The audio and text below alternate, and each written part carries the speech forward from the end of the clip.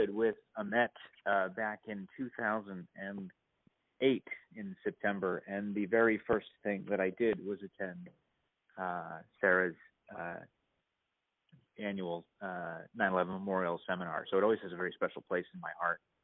And I think I've talked at maybe 3 or 4 of them over the years, and there's really nobody other than Ahmet that does these.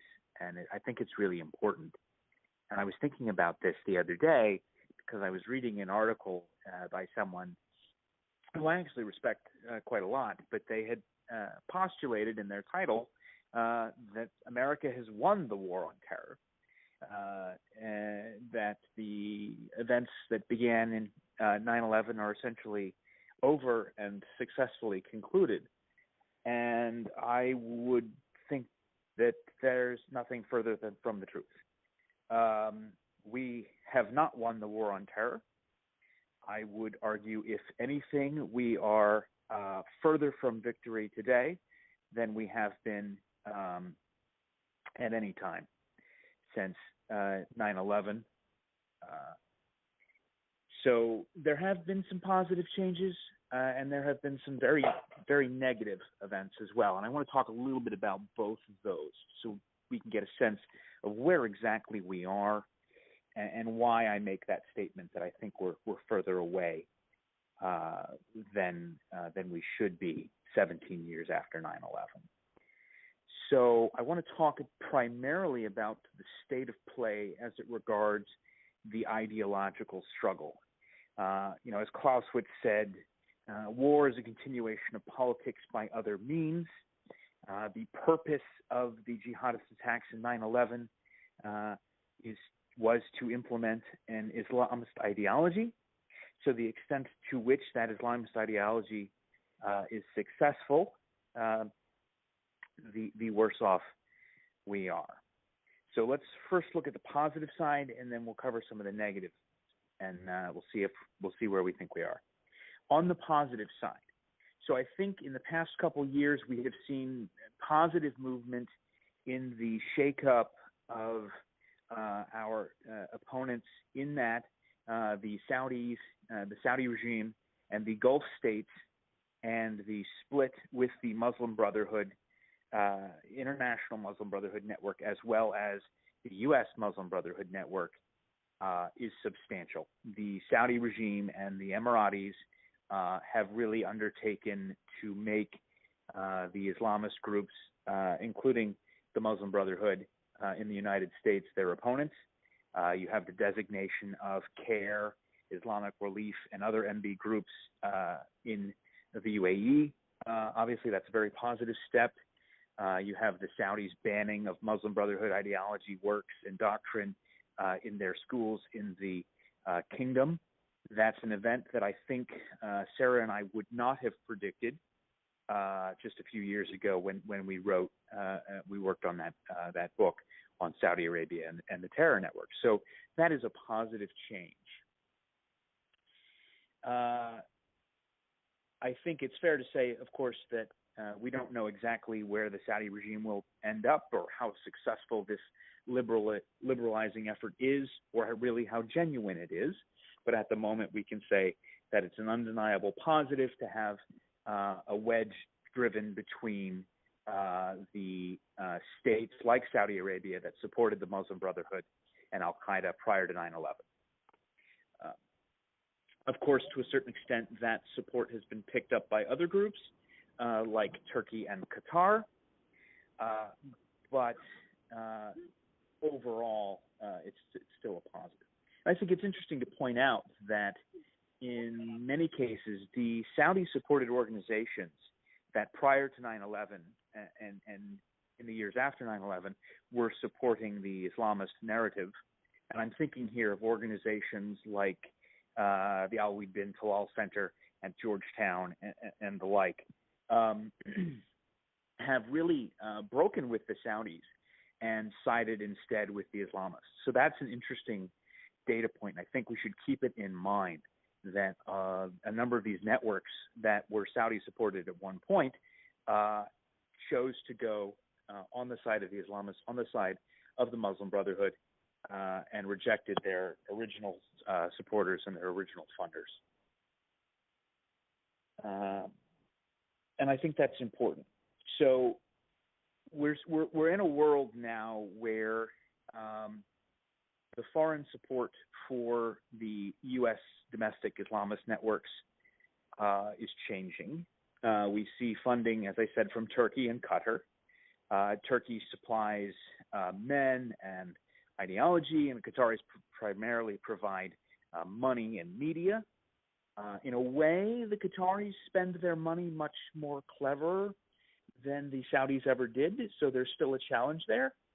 But as I said, I think we've seen a reaction, and also this breakup in the unity of the Gulf states, where you have the Qataris on one side and the Saudis on the other, have helped break up the Islamophobia narrative, where we can challenge things like Qatari funding, and the Saudis and the UAE even will back us up on that and say it's not Islamophobic to oppose the Brotherhood, for example. So that's on the foreign side. So I'm fairly optimistic on the foreign side. Where I am more pessimistic is on the domestic side. After more than a century and a half of operating in the United States, mostly unimpeded, I would argue that the Islamists have primarily achieved that principal goal of theirs, which they described famously in one of their documents as the settlement of their movement in the West. They still get some support from countries overseas, but they are primarily no longer reliant on foreign funds or foreign influence in the same way. They are their own generators of influence. They are their own generators of finance. They are no longer reliant, for example, on Saudi imams to come to the United States and preach Islamist doctrine. We have Salafi-dominated Islamic seminaries right here in the United States. They can recruit trained clerics, Islamist clerics, who are Americans, to teach in Islamic centers established in America, funded by American money. Right. So this is a change in the situation. It's a wholly domestic, or increasingly wholly domestic, Islamist movement in the United States. And this has occurred almost 2 decades since 9/11. That, I think, is unarguably a serious negative and a reflection of where we are in the conflict. And so we have this increasingly domestic, increasingly homegrown Islamist movement. And so is there necessarily any surprise, or should we be surprised, when we hear things like the FBI saying that they had over 1,000 open cases of Islamic State supporters? No, I don't think so, right? Having 1,000 Islamic State supporters is something one would expect when you have a functioning domestic Islamist movement, whether you are the United States or Tunisia or Libya or Turkey or wherever you are, right? The Islamist movement as a whole is fomenting that ideology, which is going to encourage young men to join jihad on behalf of the Caliphate. And so that represents a growth of the Islamic ideology, the Islamist ideology, that we hadn't seen before, and as a result, we have this increase in the number of young men and young women to engage in jihad on behalf of that ideology. Even more problematic is the reaction of many of our officials. Whereas after 9/11, it was openly discussed, this idea that the hijackers themselves and those like them, other jihadists, were individuals who had been trained in madrasas and educated in an Islamist ideology in order to engage in jihad on behalf of the caliphate. This is something that is simply not discussed by our officials in the way that it was after 9/11. Instead, they talk about things like radicalization over the internet. As if one turns on the internet, accidentally goes to the wrong web page, and is magically transformed into some kind of radical. So I think our understanding in that sense is further away than it has been since 9/11. Another example, our understanding of the way terror finance works and the role that Islamist groups play in terror finance. Immediately after 9/11, of course, the federal authorities target Brotherhood-linked charities that were funding al-Qaeda and Hamas, and it shut them down successfully, very aggressively. In comparison, there was a Bloomberg article that pointed out that no U.S. charity has been designated for terror finance since 2009. This is despite the fact that we have pretty solid reason to believe that Islamist organizations in the United States continue to engage in at least some transfer of money to designated groups. For example, I would point to a major report by the Middle East Forum on the organization Islamic Relief, which actually received U.S. government funds. And if you look at my colleague Sam Westrup's article in the National Review talking about the Obama administration's funding of the Islamic African Relief Agency in Sudan, which, by the way, was a Treasury-designated terrorist group. It's a recognized al-Qaeda charity. And the Obama administration knowingly allowed it to serve as a subcontractor to receive government funds. Furthermore, this designated charity was a subcontractor of an evangelical Christian charity which petitioned the government to fund it and fund its subcontractor, this terrorist entity, knowing that it was a terrorist entity. If you had told me after 9/11 that a Christian charity would be arguing for the funding of a jihadist charity, I would not have believed you. But that is where we have been in the past years. And that's an inevitable outcome of a policy here in the United States where the USG, the U.S. government, has not only tolerated but actively engaged with Islamist groups, even those with known terrorist ties. This idea that we should not associate with people that support terrorism, which would have seemed so obvious after 9/11, no longer seems obvious to so many of our bureaucrats. And I think that's an outgrowth of an eroding of American confidence in our struggle with the Islamists and an eroding of confidence that our struggle with the Islamists is just and deserved, and that we should win and they should lose, to paraphrase Ronald Reagan. And so we've seen that the Islamists, both internationally and domestically, have been treated as if they are any other political force, right? That Islamism, Islamist ideology, is as acceptable as being a Democrat or being a Republican or being a libertarian or something like that. And of course, it's not. The Islamist ideology is inherently anti-constitutional. It's inherently anti-democratic. It's inherently pro-jihadist, pro-violence in its terminal phases. So it shouldn't be viewed in that way, and yet I think it is. And we've seen that. We've seen that in the most recent elections. I wrote a recent article for The Federalist talking about the tacit alliance between Islamist groups supporting Muslim candidates and the sort of socialist wing or the hard left wing of the Democratic Party. And I don't say that to be partisan, of course, because this is a challenge for the Democratic Party itself, where they are facing on their left wing coalitions of Islamists and socialists, actually avowed socialists, who have an ideology that is at odds with the mainstream, even of the Democratic Party. And so, as we have this integration of the Islamist groups and the Islamist ideology with elements of the left, I fear that we create a situation, or we face a situation where raising issues with these Islamists becomes increasingly difficult because it becomes or appears to be increasingly partisan. Think, for example, of the Women's March.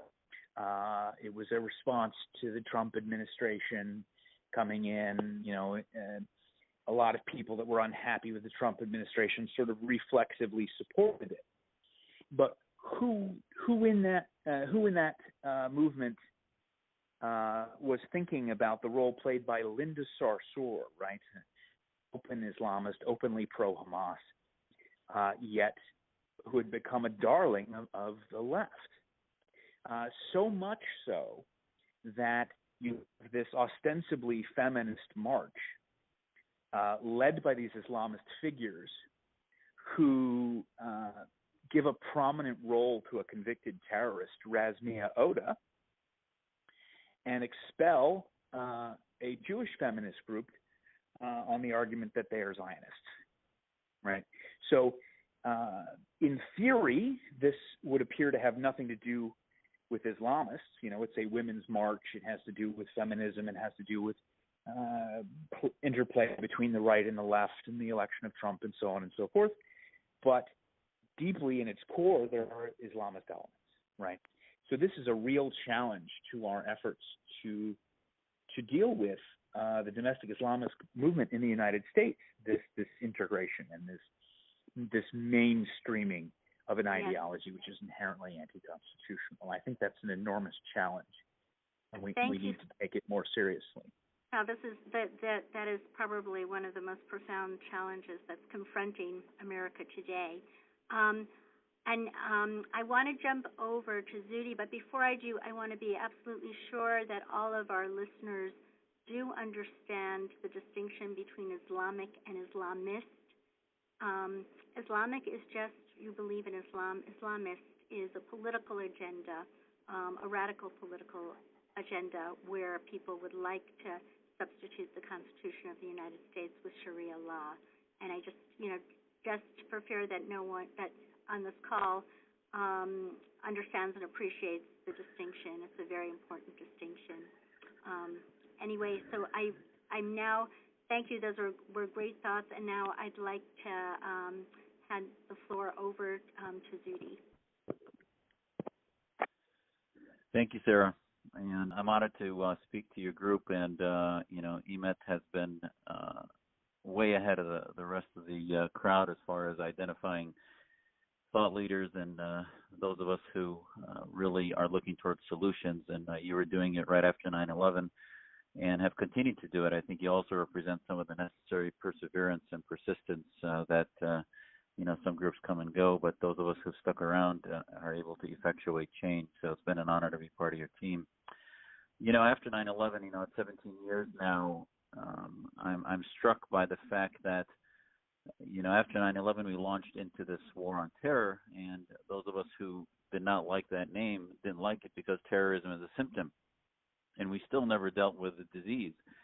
And the disease, as Sarah was just describing and Kyle laid out, Islamism, for the Muslim world now that has gone through an Arab awakening since in 2011, they are far. Who would have thought that the West would still be languishing in political correctness and sort of avoiding, and if anything, quarantining a discussion on political Islam because of a ethnocentricity and approach to Muslims as simply a minority group, a victimology group, rather than actually a global population of about 23% of the world's population. And in the Middle East, after the Arab awakening, it's well known what the Islamist groups are. They're huge political parties. Islamism is a political movement that has, just as there's Republicans, Democrats, and communists and socialists, it's an ism that believes that the state's identity and legal system should be run by political Islam. And there are the nonviolent majority of Islamists who in many ways are more dangerous than the violent ones because if you look kinetically, we have done a pretty good job in initially decimating al-Qaeda after 9/11, and now they're making a huge resurgence, but now we are on the verge of decimating ISIS. And there will be another whack-a-mole that will come up in a few years, another jihadi group. And as Kyle said, while militarily we may be doing well on the battlefield, the conveyor belt towards the radical Islamists is as strong as it's ever been, and the global jihad is as strong as it's ever been. And one thing I wanted to start out with quick is to make sure you understood that whether it's Sunni or Shia radicalism or jihadism, it's the same threat. So you have Hezbollah and the Khomeinis on the Shia side, and you have the Muslim Brotherhood, Hamas, al-Qaeda, ISIS on the Sunni side. They both believe in an Islamic State construct, and they may be at odds with one another, and they may have common enemies. But at the end of the day, whether Assad wears a suit and claims to have a secular state, the fact that the Shia radicals of the Khomeinis in Tehran are backing him up, and he works closely with Hezbollah, makes him obviously not as secular as he may appear to be. As far as I wanted to tell you, what's the solution? And I think after 9/11 now, are we starting to look at solutions, which is looking forward. We can play whack-a-mole, we can counter the ideas, and as Kyle and others have done so well, is to list, create a grid of what the threat matrix is. But you can't counter a threat matrix unless you are pushing forth other ideas to replace the ideas you're trying to defeat. And that's what our Muslim Reform Movement did. And our Muslim Reform Movement has a 2-page declaration that our organization convened in December 2015 along with 15 other thought leaders in the Muslim community. It's bipartisan, nonpartisan.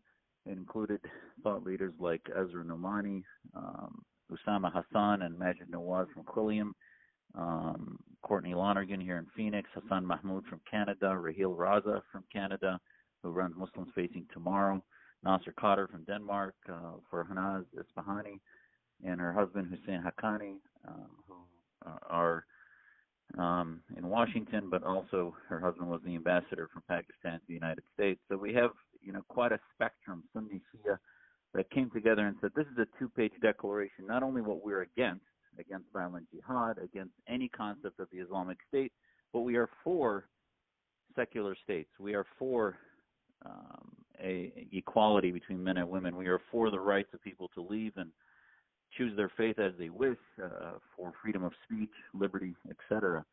And I think this is what the West has been missing. And I think the good news is the Islamists ideologically are losing, despite the fact that the West has been missing in action in this war of ideas.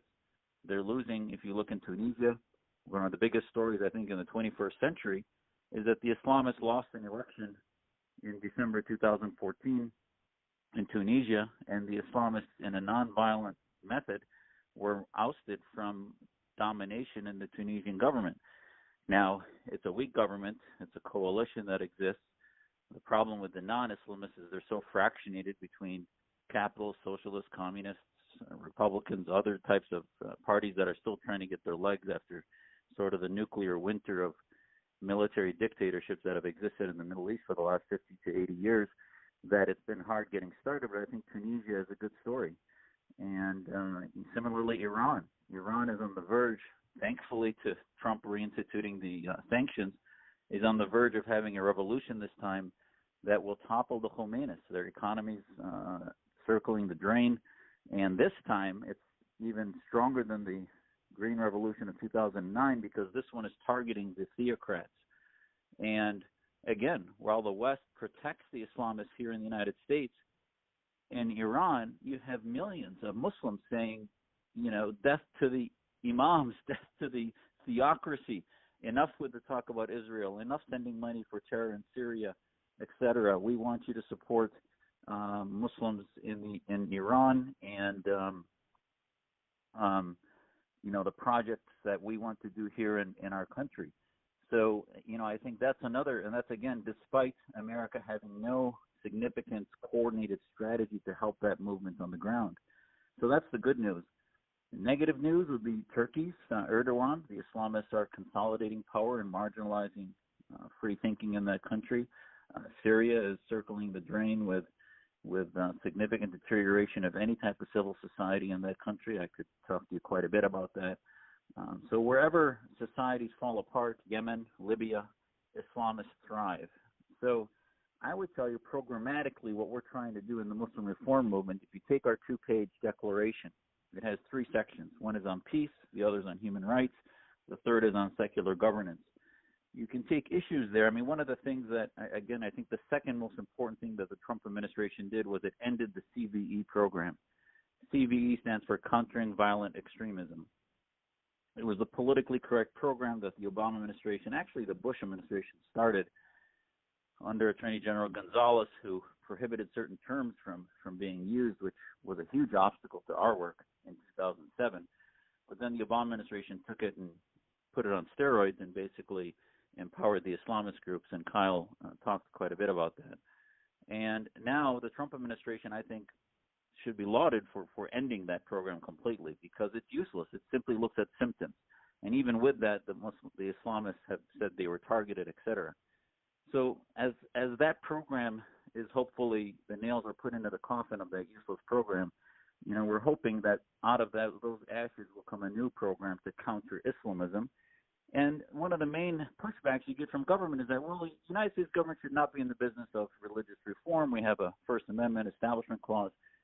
My answer to that, our answer in the Muslim Reform Movement is, yeah, we Muslims will lead the reform within the faith, but you can advance Western values. So what I would ask all of you on the call to do, and I've testified in the last year 3 times to various committees in Congress about this, Cruz's committee about the need to identify the Brotherhood as a terrorist group, and I think that would be a good pilot program, if you will. And I say pilot program because, remember, the Brotherhood is one party nationally in Egypt and globally that is one part of the movement in the Sunni radical Islamist groups. It's not the same as Jamaat Islamiyya in East Asia and other Islamist groups from the Sunni side. It also doesn't cover Khomeinis and others. So, but yet, if we identify it as a terror group and the conveyor belt towards it, then would start to lose its oxygen and give us more room and platforms to have a voice. But I think second to that is not that the U.S. government should be in reform, but that the U.S. government should be advancing ideas of free speech. This debate about Facebook and Twitter, you know, they can talk about all they want about how dangerous Alex Jones and others may appear to be, but if they marginalize those folks, the blasphemy laws will start to be implemented as they are with Islamists working at Facebook, Islamists working at Twitter, that will snuff out our ideas in the name of anti-bigotry, when in fact it's actually doing the work of the OIC. And I would tell you, be careful when you look at what is true reform and what's not. The reforms of MBS in Saudi Arabia might be a sort of consolidation against the Brotherhood. So short term, I think it's good. It's good news what MBS is doing against the Brotherhood, and will help, I think, cut off some of the oxygen to the Muslim Brotherhood as they recalibrate what they've been doing over the last 50 years.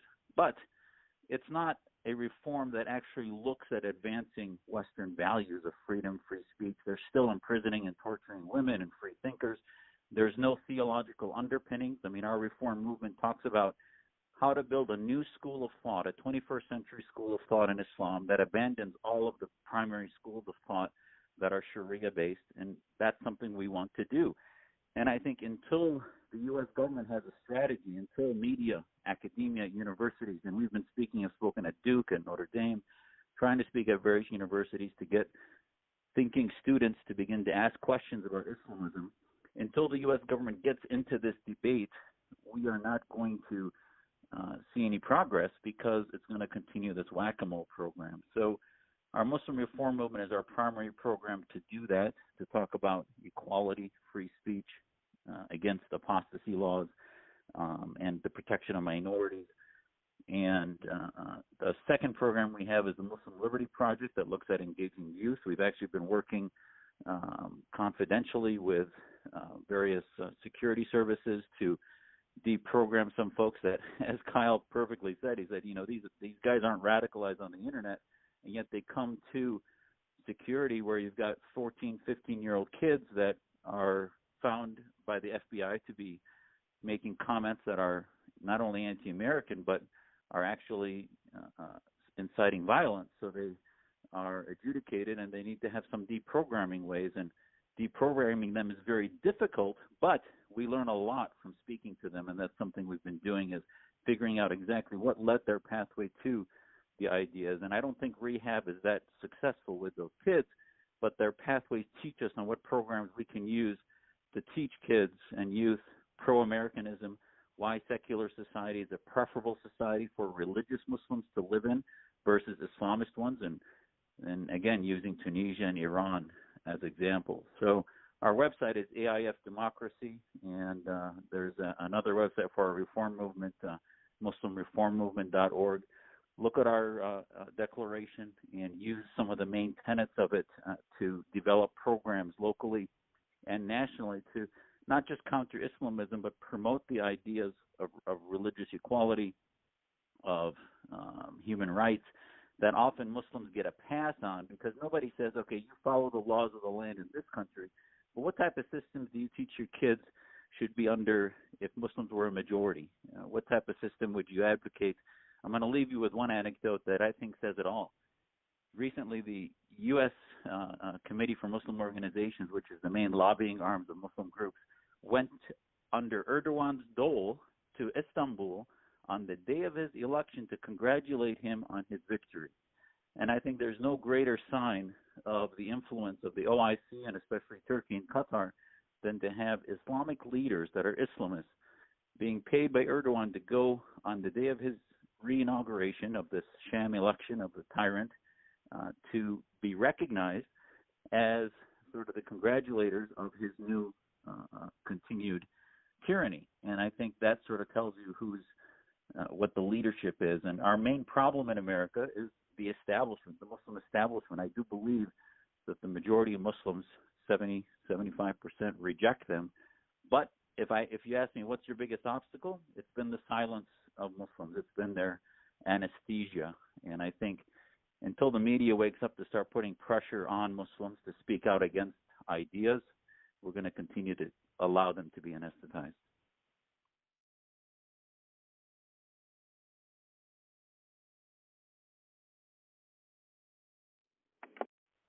Thank you for that question. When we rolled out the Muslim Reform Movement, we put together a letter signed by all 15 leaders and included 2 imams. And we said, we want to send this to the mosques. And in some ways, we knew what their response would be because the problem in the Muslim community is our leadership. 80 to 90% of mosques are run by Islamists. But we still wanted to give them benefit of the doubt and send them an invitation and see if they would sign on to the declaration. And all we said is, A, do you agree with this? If so, post it in your mosque, this 2-page declaration, and join our reform movement. Well, we sent out to 3,200 mosques. We sent out 2 mailers over 3 months. We also had interns calling the mosques. Many of them, we have posted their voicemails calling us back saying, do not ever call us again. Out of 3,200 mosques, we got about 50 to 60 positive responses.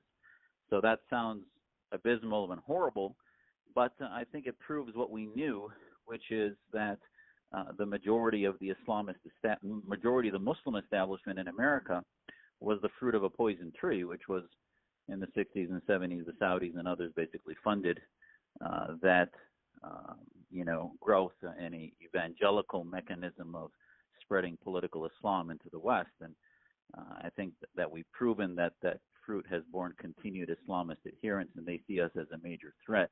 So the solution will be outside the mosques. Many of the reform imams we deal with are not going to come from this country, believe it or not. They're reformers that have been working against the Brotherhood. We have a couple imams that we're working with that have escaped Syria and Egypt that have the language skill set to be able to start to create new schools of thought. And the second part of your question about CAIR, this administration is not working with them. I can tell you that a lot of those connections have been cut off. I can tell you that in the media, our American Information Service media, if you will, like Al-Hurra and Radio Sawa, have changed considerably in the last 6 months to where we had producers from Al-Hurra come to Phoenix to work with us for 2 or 3 days, and they told us how things have changed and the Islamists really don't have influence. Now, the issue is, do we as the Muslim Reform Movement have influence? The staff that knows us do, but from the top down, there's not been significant engagement from the White House or from leadership. Staff that are supportive of us have been, but it's still been very slow going. The President Trump during his campaign had talked about having a commission on radical Islam. I think, I wish that would still come to fruition, because I think that would be a way for an independent body to start to do some of this and insulate the White House from a lot of what they're trying to avoid, but it still hasn't happened.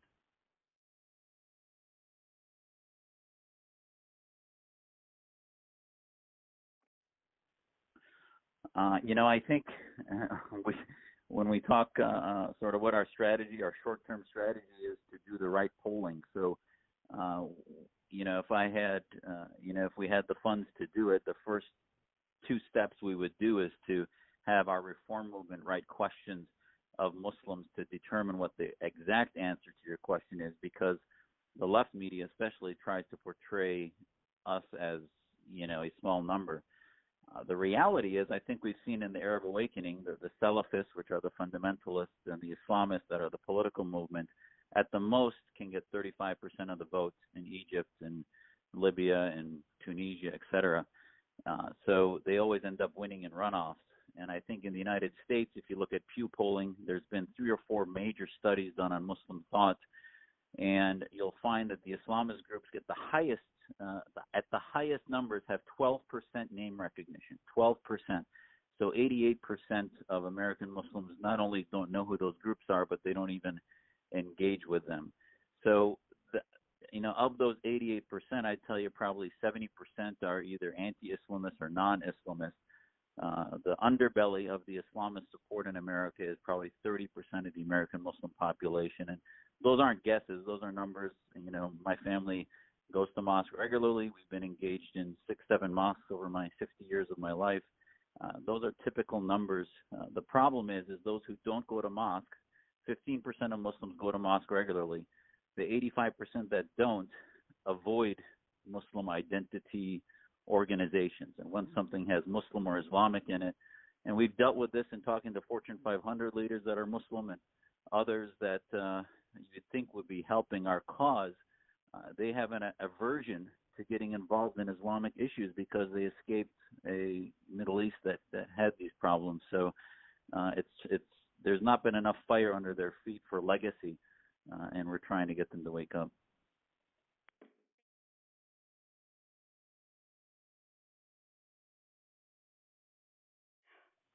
Yeah, the good news to what you're saying is MPAC themselves, there was a grant, they were one of the top grant donors in the 2017 grant cycle for Homeland Security, and they rejected the grant as political grandstanding. They were supposed to get $400,000, and Mariotti from MPAC sent a letter saying he didn't want to take any Trump money, and we cheered. We're like, okay, fine, this is great. And you're right, their Safe Space Initiative is a joke. It was, it really was a Band-Aid type approach so that they portrayed it that Muslims could have open conversations and criticism, when in fact the problem, you can't fix these draconian mosques and their administrations that have no women, no processes for rule of law within, and as American laws for American courts have been pushing across the country appropriately, often they live separate legal lives in those mosques. So the only way to do it is to expose them rather than work within that system. And we're hoping the Trump administration provides opportunities for grants for some of our programs and the organizations that we have.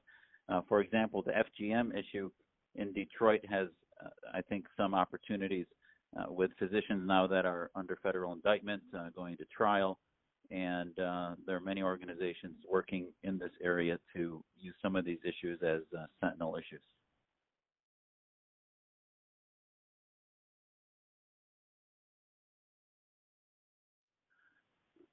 Yeah, I think you raise a great question.